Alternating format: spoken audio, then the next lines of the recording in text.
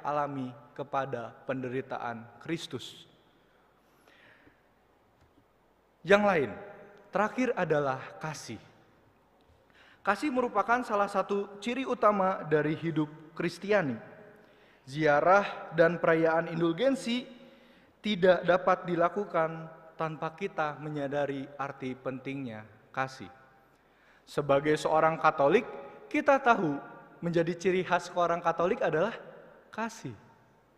Dalam hidup masyarakat kita, makanya kenapa ada begitu banyak orang-orang Katolik di lingkungan, entah itu di masyarakat, entah itu dalam berbagai macam kelompok gitu ya. Orang Katolik biasanya jadi apa? Bendahara. Jadi bendahara. Orang Katolik biasanya jadi bisa memberikan bantuan atau juga memberikan penguatan dan semacam. Karena apa? Kita dilandasi oleh namanya kasih. Maka kasih merupakan tanda sekaligus makna sejati dari semua tindakan kita. Kasih menjadi tanda utama untuk menerima rahmat Allah. Rasul Petrus menegaskan bahwa kasih adalah cara untuk menutup dosa. Kasih adalah cara untuk menutup dosa. Mengapa demikian?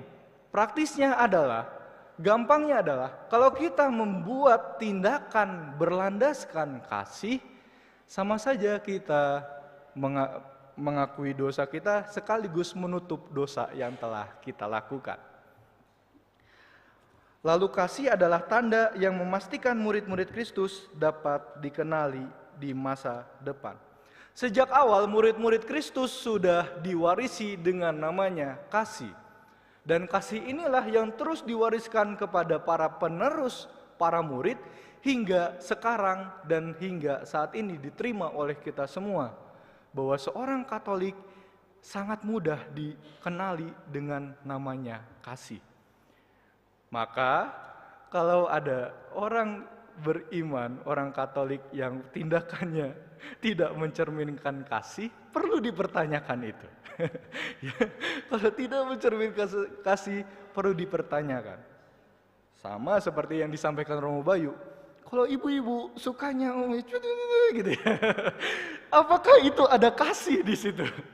Lalu apakah bapak-bapak ketika di rumah marah-marah dan semacam, sama? Apakah itu menandakan kasih?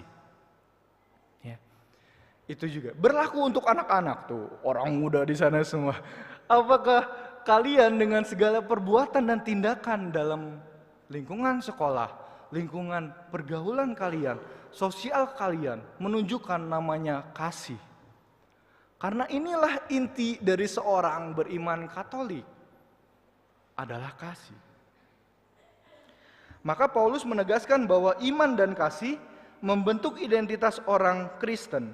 Kasih melahirkan kesempurnaan, iman memungkinkan kasih itu menjadi ada. Maka kasih memiliki tempat istimewa dalam hidup orang beriman. Itulah makna dari kasih dan juga mengakhiri bagian tentang karakteristik